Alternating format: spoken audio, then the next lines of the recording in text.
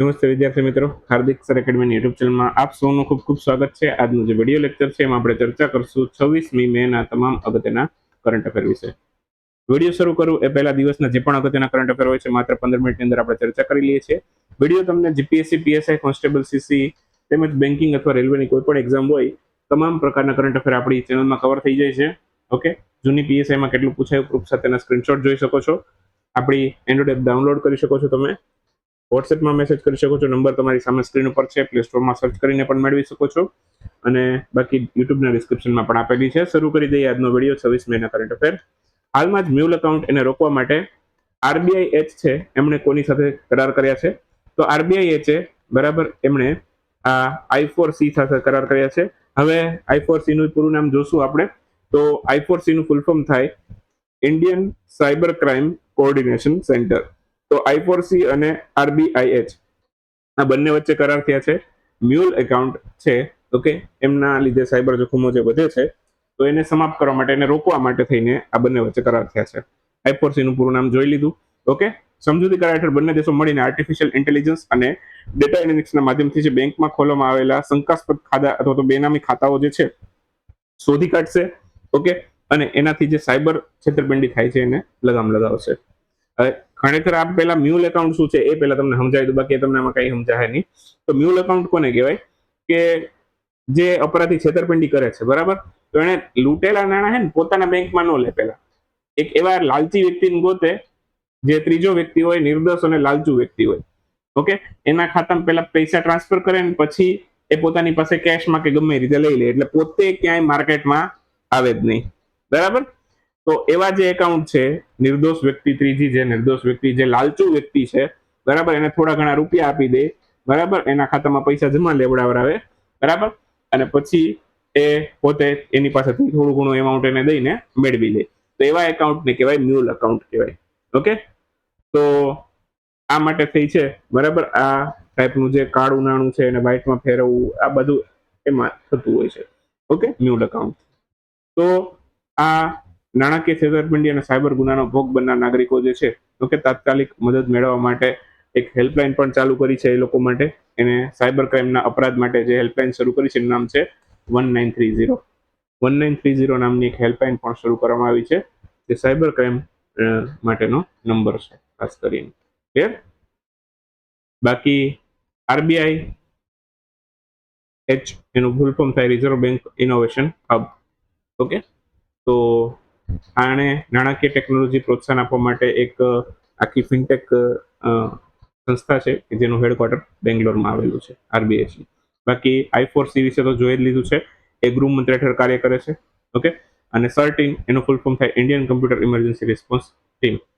Clear? તો આ electronics IT મંત્રાલય હેઠળ કાર્ય કરે છે. ક્લિયર થઈ ગયું એટલું?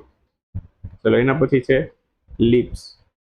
લિપ્સ 25 એવોર્ડ છે, ઓકે, એના ઉત્કૃષ્ટ પ્રદર્શન શ્રેણીની હેઠળ છે. બરાબર, કયા તટીય રાજ્ય છે એને ટોચનું સ્થાન મેળવેલું છે?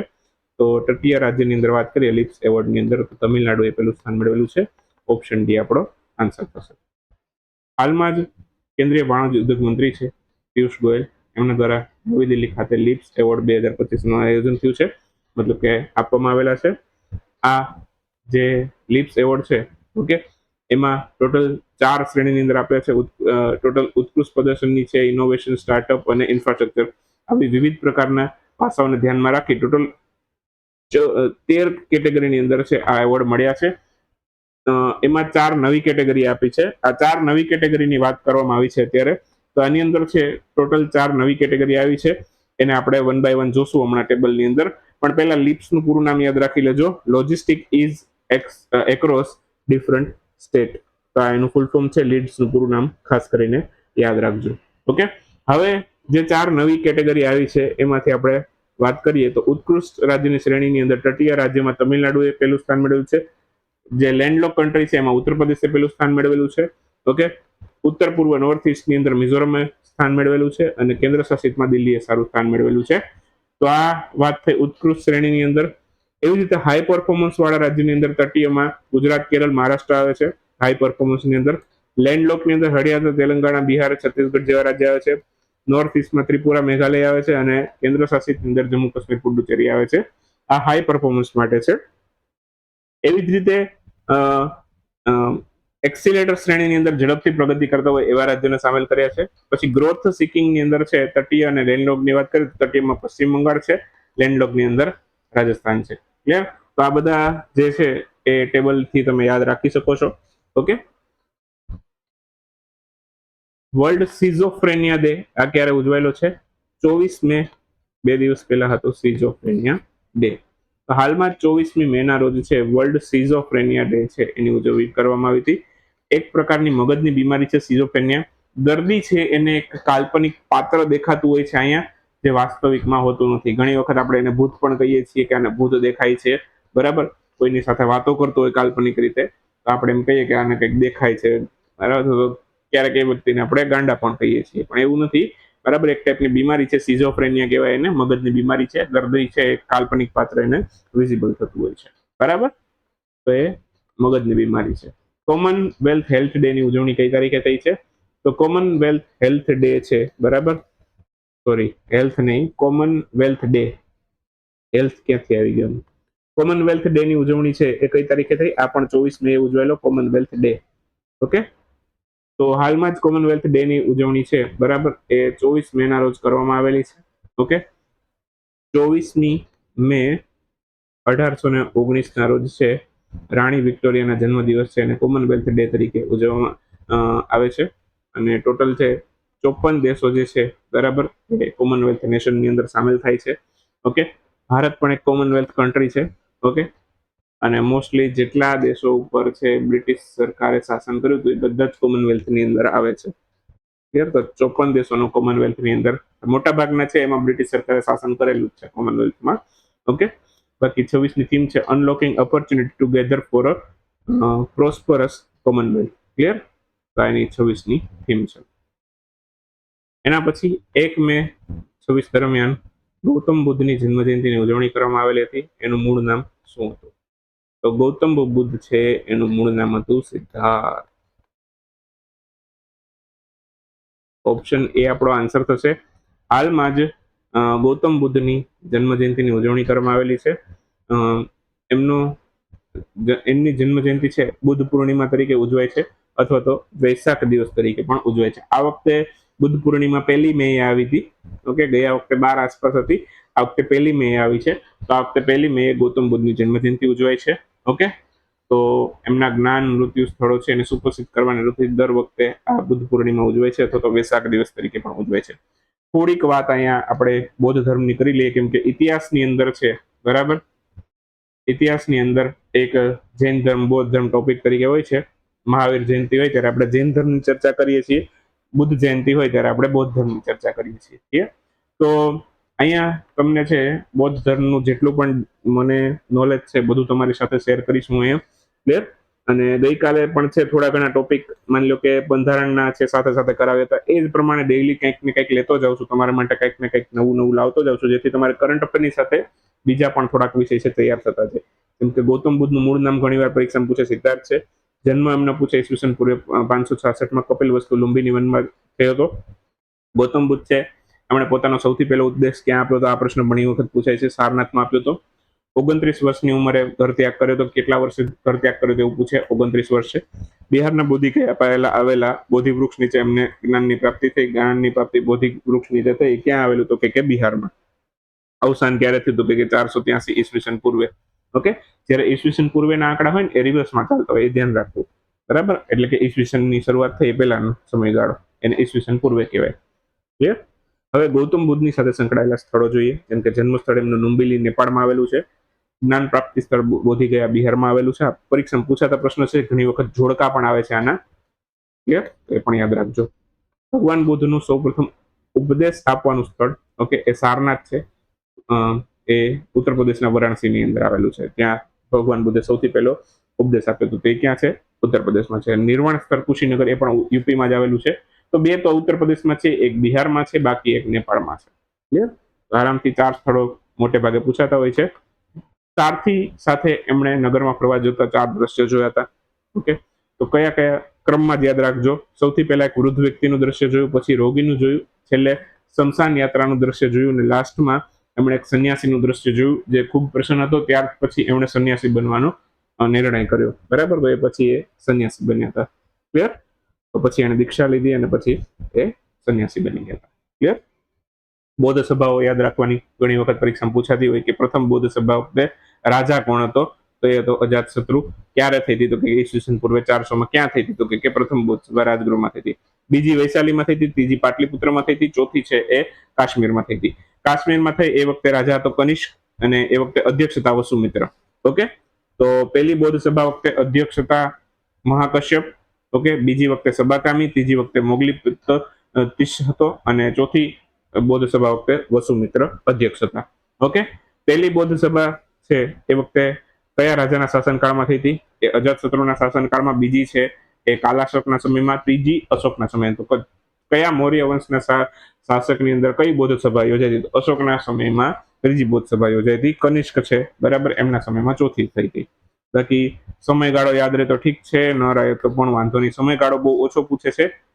આમાંથી ને આમાંથી ક્વેશ્ચન વધારે આવે છે. ક્લિયર?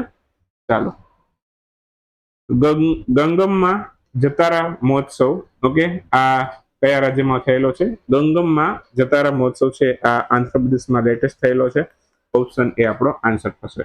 તો હાલમાં જ ગંગમમાં જાત્રા ફેસ્ટિવલ આંધ્રપ્રદેશની અંદર ઉજવાયેલો છે. પવિત્ર ધામ તિરુપતિ ખાતે આ ઉજવાય છે. 9 દિવસ સુધી ચાલે છે. ધામધૂમથી ઉજવાતો તહેવાર છે. અહીંયા સૌથી મોટી વિશેષતા પેરટાલુ વેશમ છે. પેરટાલુ વેશમ શું? સ્ત્રી અને પુરુષો બંને વસ્ત્રો ધારણ કરે છે અને ગગમ્મા માતાની વિશેષ પૂજા કરે છે. એ ટાઈપનો અહીંયા આખો રિવાજ છે. તિરુપતિ બાલાજી મંદિરની વાત કરીએ તો તિરુપતિમાં પ્રખ્યાત શ્રી વેંકટેશ્વર સ્વામીનું મંદિર, ઓકે, શેષચલમની પહાડોની અંદર આવેલું છે. એ દક્ષિણનું વૈકુંઠ તરીકે પણ ઓળખાય છે તિરુપતિ બાલાજીનું મંદિર. અને ગગમ્મા માતા, ઓકે, અહીંયા લોકવાયકા મુજબ છે તિરુપતિ ગગમ્મા છે એ વેંકટેશ્વર સ્વામી છે એમની બહેન માનવામાં આવે છે. તિરુપતિ ગંગમ્મા છે એ વેંકટેશ્વર સ્વામીની બહેન છે એવું પણ માનવામાં આવે છે. ઓકે, તો આ ઉત્સવ છે, ઓકે, એમની અહીંયા પૂજા કરવામાં આવે છે. ઓકે, અનિષ્ટ ધર્મ ઉપર એમના વિજય માટે એમના પ્રતિક રૂપે આ તહેવાર ઉજવાય છે. ચલો, બીજા પણ રાજ્ય દેખાય છે અહીંયા ઓપ્શનમાં આપણને. તો એમાં તેલંગાણા, ઓડિશા અને કર્ણાટકના તહેવારો પણ જોઈ લઈએ. તેલંગાણાનું બોનાલુ છે, બટુકમ્મા છે, સમક્કા સરલંબા જાત્રા છે જેને મેદારમ જાત્રા ફેસ્ટિવલ પણ કહેવાય છે, અને સદર મહોત્સવ પણ તેલંગાણાનો છે. ઓડિશાનો જનુ જાત્રા છે, રથ પર્વ છે જેને રથયાત્રા પણ કહેવાય છે. ઓકે, જગન્નાથપુરીની રથયાત્રા છે રથ પર્વ કહેવાય છે. નુઆખાઈ મહોત્સવ ઓડિશાનો છે, રજ પર્વ પણ ઓડિશાનો છે. ઓકે, કર્ણાટકના યક્ષગાન ફેસ્ટિવલ છે પ્રસિદ્ધ છે, અને મૈસૂર દશેરા પણ કર્ણાટકનો પ્રસિદ્ધ ફેસ્ટિવલ છે, તેનો રાજ્યોત્સવ છે. આ બધા ફેસ્ટિવલો છે, બરાબર, એ ખાસ યાદ રાખજો. ફૂલોનો તહેવાર કયો? બથુકમ્મા છે. ઓકે, બોનાલુ તહેવાર પૂછી શકે તમને. કુંભ મેળા પછી બીજો સૌથી મોટો તો કે મેદારમ જાત્રા. ઓકે, તો આ બધા એના થોડા ઘણા ડિટેલ જેટલી ખબર છે મને, એ બધું થોડું ઘણું લખ્યું છે. તો અહીંયા ગુજરાતની કલા સંસ્કૃતિ પણ થોડી સાથે સાથે થઈ ગઈ તમારે. ઓકે, એશિયાટિક લાયન કન્ઝર્વેશન પ્રોગ્રામની શરૂઆત કયા રાજ્યમાંથી થઈ? આ થઈ ગુજરાતમાં. એક જ જગ્યાએ સિંહની વસ્તી છે. ક્યાં છે? સોરી, ગીરમાં. ગુજરાતમાં એક જ જગ્યાએ ગીરમાં છે, અને ભારતમાં ખાલી ગુજરાતમાં એશિયાઈ સિંહ જોવા મળે છે. તો ઓપ્શન એ આપણો ગુજરાત સાચો આન્સર છે. કેન્દ્રીય વન પર્યાવરણ જળવાયુ મંત્રાલયના મંત્રી 14 મે ગીરના શાસન ખાતેથી એમણે એશિયાટિક લાયન કન્ઝર્વેશન પ્રોગ્રામનું ઉદ્ઘાટન કર્યું છે. આ કાર્યક્રમ છે એ ઇન્ટરનેશનલ બિગ કેટ એલાયન્સ જે છે એનું શિખર સંમેલન થવાનું છે. એના એક ભાગરૂપે આ કાર્યક્રમ શરૂ કરાયો છે. એટલે થોડુંક સારું દેખાય કે આપણે પણ થોડુંક સંરક્ષણ ને એવું બધું કરીએ છીએ. ક્લિયર? તો ઇન્ટરનેશનલ બિગ કેટ એલાયન્સના શિખર સંમેલનના એક ભાગરૂપે અહીંયા એશિયાટિક લાયન કન્ઝર્વેશન પ્રોગ્રામ ચાલુ કર્યો છે, જેથી ઇન્ડિયામાં સંરક્ષણ પ્રવૃત્તિઓ થાય છે એવું દેખાશે. ક્લિયર? બાકી મોદી સાહેબની અધ્યક્ષતામાં નવી દિલ્હી ખાતે છે, બરાબર, પ્રથમ વખત છે વૈશ્વિક ઇન્ટરનેશનલ બિગ કેટ એલાયન્સ સંમેલન છે એની 2026નું આયોજન કરવામાં આવશે. ઓકે, બાકી વાત કરીએ તો શિખર સંમેલન છે એની સત્તાવાર ટેગલાઇન પણ રાખવામાં આવી છે, સેવ બિગ કેટ્સ, સેવ હ્યુમેનિટી, સેવ ઇકોસિસ્ટમ. ક્લિયર? તો આ એની ટેગલાઇન રાખી છે. 2023માં ઇન્ટરનેશનલ બિગ કેટ એલાયન્સ બન્યું છે.